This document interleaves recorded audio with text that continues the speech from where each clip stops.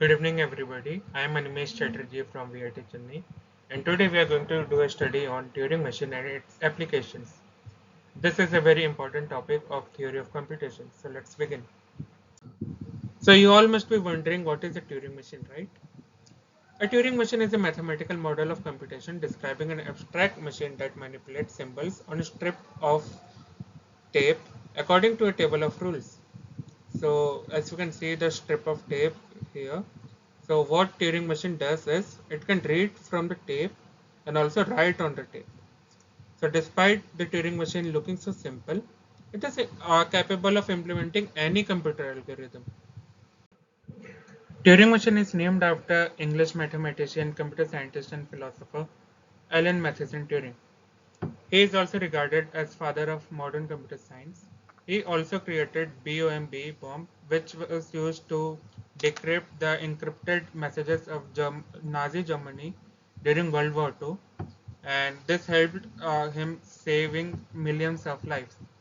Now the question that arises is, why do we need a Turing machine? We need a Turing machine because it is more powerful than PDA and finite state machine. How?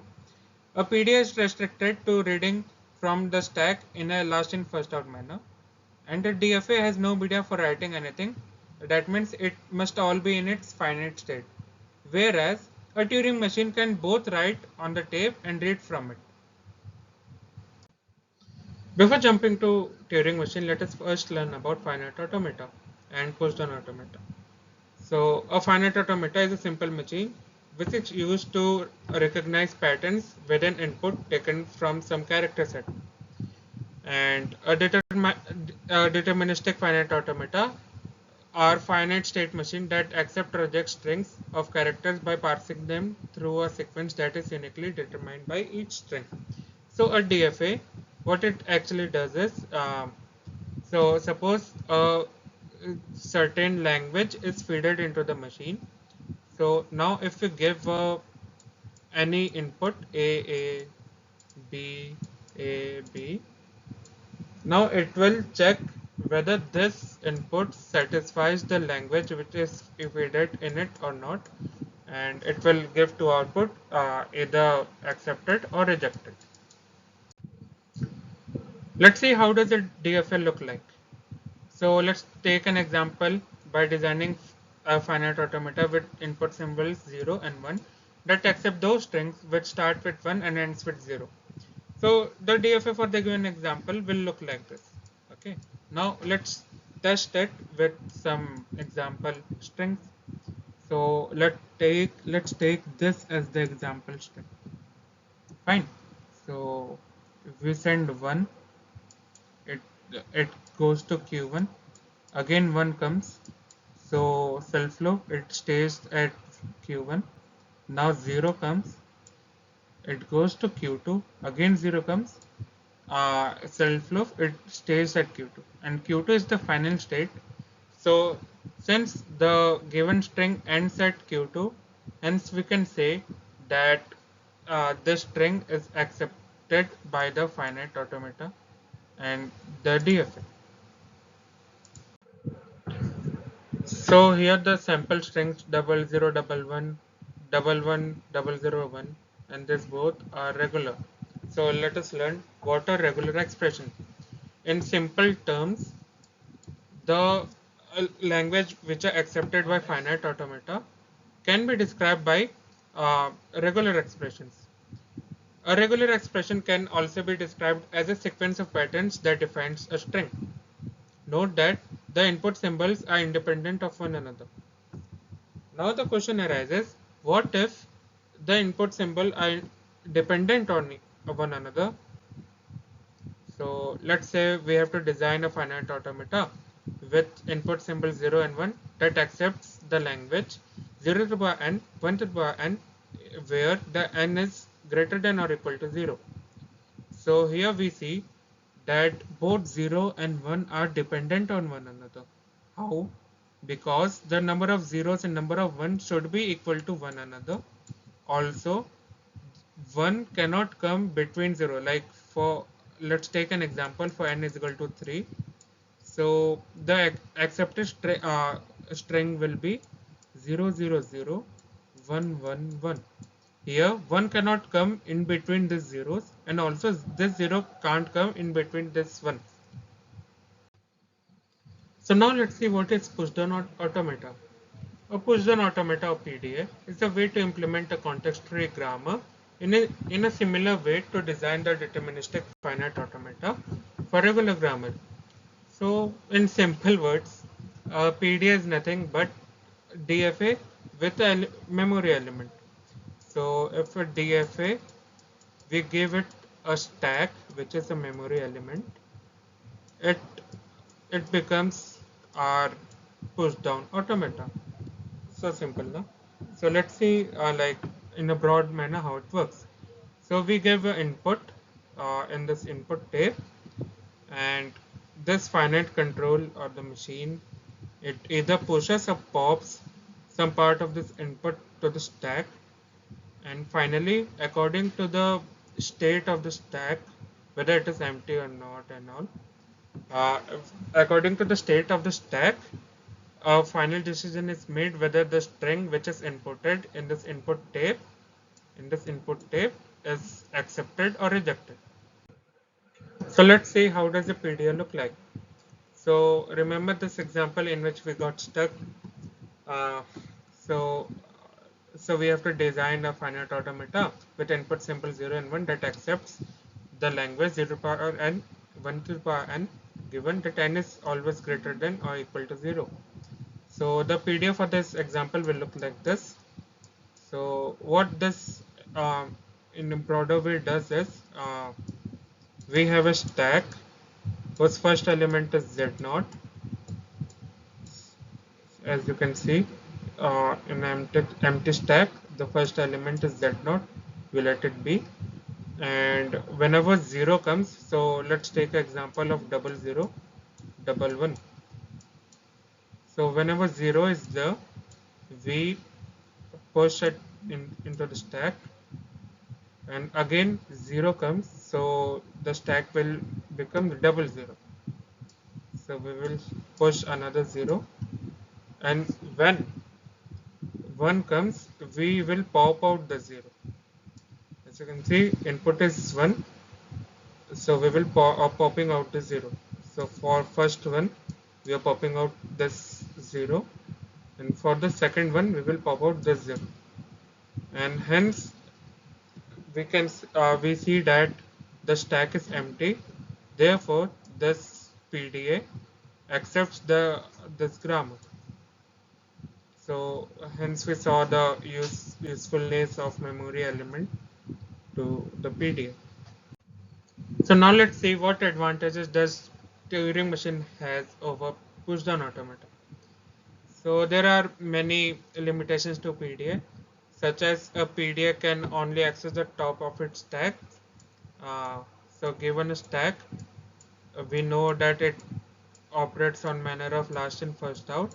So whatever comes in last will go out first. Whereas in a Turing machine, in the infinite tape of Turing machine, the header can access any element on the tape at any given time. So the infinite tape cannot be simulated with a single stack. Yeah, it is true. And so a PDA is less computationally powerful than Turing machine.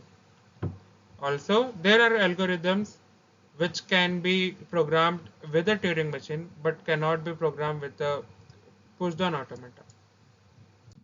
So how does a Turing machine look like? A Turing machine has a tape head and a long tape. So a tape head can read from the tape and also write on it. Let's try to construct a PDA for the language 0 to n, 1 to n, 2 to n, where n is greater than or equal to 1. We already did constructed a PDA for 0 to n and 1 to n. Okay, so what we did there was we pushed in 0 for, and for equal number of zeros we popped out equal number of ones, since here also number of zeros, number of ones and number of twos are equal. So but at last we will get another variable that is 2, and we cannot do anything with that. So here the Turing machine will help us. Now let's see a Turing machine for the same language. So let's take a example of a string which has equal number of zeros, equal number of ones, and equal number of twos. Okay. So let's create a tape. Let first and last element be blank. It's a dollar sign. 00, 11, 22. Okay. So the uh, at first the tape head will be in this position. It will read 0. So now it will overwrite it as X. Now it will move to right. Now as it you can see here, it will move to right. It will do nothing, and it will again move to right. Now it will read 1. It will overwrite Y. Now it will move to right. It will read 1. It will do nothing. It will move to right. It will read 2. It will overwrite it by Z. Now it will move to left. It will read 1. It will do nothing. It will move to left. It will read Y. It will do nothing. It will move to left. It will read now it will read 0. It will do nothing, and it will move to left. It will read X here. Now after reading X, again the same thing will happen. This cycle will go on. So it will be at last like this: Y, Y, Z, and Z. This 2 will become Z at last, and we have this blank spaces. So again this loop will come to Q0, and now after coming to X and going to its right, we see there is Y, right? So now we will come to Q4 state. So it will read Y, it will go to do nothing, it will go to right. Again Y, it will do nothing, go to right. Again now it comes Z, it does nothing, it goes to right. Now again Z, it does nothing, it goes to right. And finally we come to final state, hence this string is accepted by the language. Now let's look at applications of Turing machine. So the first example of application of Turing machine we have is enumerator. Enumerator is a Turing machine but with some slight modifications, such as a enumerator doesn't take any input. It has a work type which is blank at first, and it is for its rough work, like it does rough work on this. And suppose it has been given a command is of function is palindrome.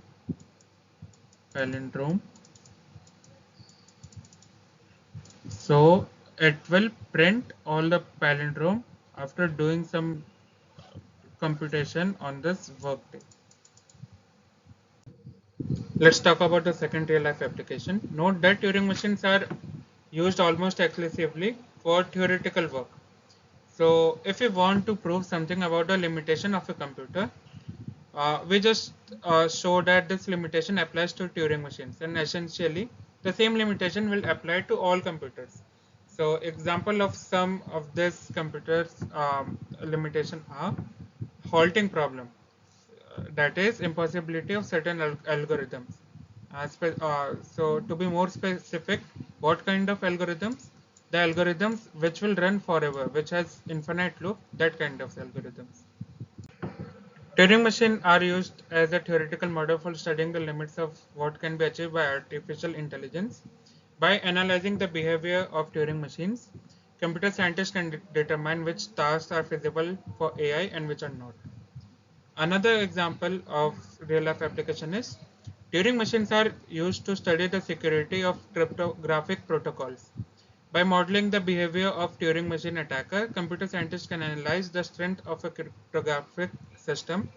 By modeling the protocol using Turing machine, one can analyze the complexity of possible attacks and determine whether the protocol is secure against them. This analysis can be used to improve the design of the protocol and to ensure that it provides the required level of security. Thank you. I hope you enjoyed the session.